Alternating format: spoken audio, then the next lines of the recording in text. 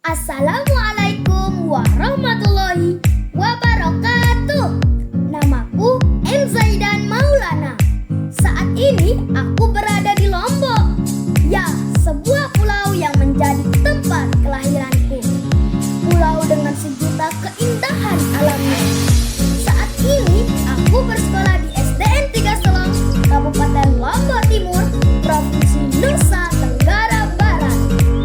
Aku sangat senang sekali bisa menjadi finalis lomba mendongeng tingkat nasional. Pada penampilanku kali ini, aku akan membawakan sebuah dongeng yang berjudul Gembang Under Nyawa, legenda dari pulau kelahiranku. Saksikan penampilanku ya, dan doakan aku semoga rezekinya menjadi juara. Terima kasih. Wassalamualaikum warahmatullahi wabarakatuh.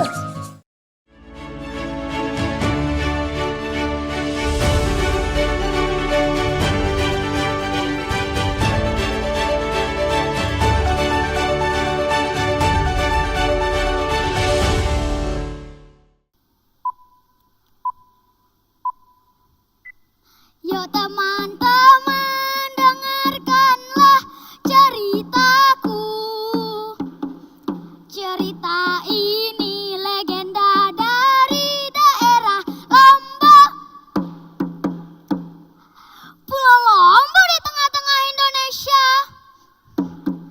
Gandang belek keseniannya. Saya M. Zaidan Maulana, sedikit hitam, manis orangnya.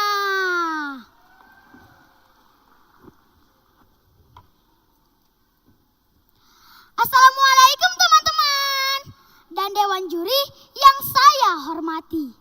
Kali ini saya akan mendongeng yang pastinya seru. Dongeng kali ini berjudul Gembang Under Nyawa. Alkisah, pada zaman dahulu hiduplah seorang raja di Pulau Lombok yang terkenal arif dan bijaksana. Dia memimpin kerajaan Pejanggi. Pada suatu hari, raja jatuh sakit. Ia mengidap penyakit yang aneh. Badannya terasa panas dan menggigil, sehingga raja kerap meronta kesakitan. Sakitnya badanku. Permaisuri menjadi sedih. Setiap waktu dia berdoa hingga menangis. Suamiku,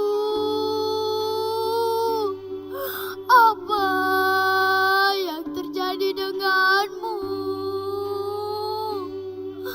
Ya Tuhan, tolong sembuhkanlah suami hamba. Konon ada satu belian yang dapat mengobati penyakit sang raja. Belian tersebut bernama Dencelim yang bertempat tinggal di Kayangan, Labuan Lombok. Kemudian sang permaisuri mengutus utusannya menuju kediaman Dencelim. Wahai Tuan Dencelim, kami adalah utusan dari kerajaan Pejanggi. Kami datang ke sini untuk meminta obat yang bisa menyembuhkan raja kami.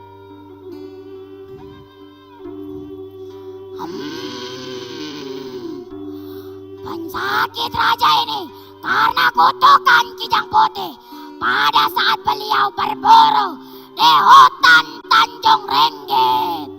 Hanya ada satu obatnya. Raja harus mandi dengan gembang under nyawa yang tumbuh di puncak Gunung Butak. Dan bunga itu hanya putra mahkota yang dapat mengambilnya. Satu lagi, permaisuri harus melaksanakan upacara tolak bala di pancoran Naika. agar putra mahkota mendapat restu dari Dewi Anjani, sang pemilik kembang tersebut. Setelah menerima amanat dari Den Celim, kembalilah utusan ke kerajaan untuk menyampaikan amanat Den Celim kepada Permaisuri. Permaisuri pun melaksanakan upacara tolak bahle di pancoran Aikaka. Setelah itu mengutus anaknya Raden Wirentake untuk mengambil kembang Andernyawa di puncak Gunung Butak. Singkat cerita, sampailah Raden Wirentake di Gunung Butak. Di sana dia tak menemukan satupun bunga yang tumbuh. Raden Wirentake pun memutuskan untuk beristirahat. Pada saat tidur, Raden Wirentake bermimpi bertemu dengan putri yang sangat cantik yang diyakini sebagai Dewi Anjani. Siapakah dirimu dan apa maksud dan tujuanmu datang kemari? Saya Raden Wirentake Dewi.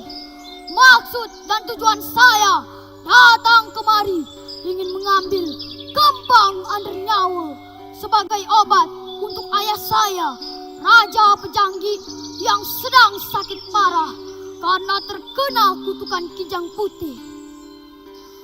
Aku akan membukakan mata batinmu agar kamu bisa mengalahkan ular belai sang penjaga kembang Andernyawa.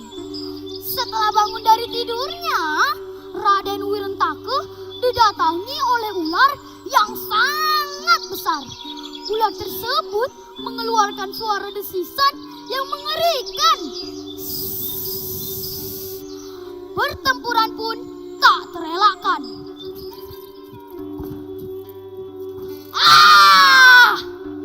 Setelah mengalahkan ular tersebut, muncullah kembang Andernyawa. Raden Wirentake memetiknya dan membawanya pulang ke kerajaan. Raja pun langsung mandi dengan kembang Andernyawa. Badan raja berangsur-angsur membaik. Sebagai ucap syukurnya, raja mengadakan pesta dengan mengundang seluruh rakyatnya dan membagikan sebagian hartanya kepada rakyat yang membutuhkan. Teman-teman, pesan moral yang bisa kita ambil dari cerita tadi adalah janganlah pernah menyerah dalam menggapai impian, serta jangan lupa diiringi dengan doa. Terima kasih telah mendengarkan cerita saya. Sampai jumpa di lain waktu ya. Wassalamualaikum warahmatullahi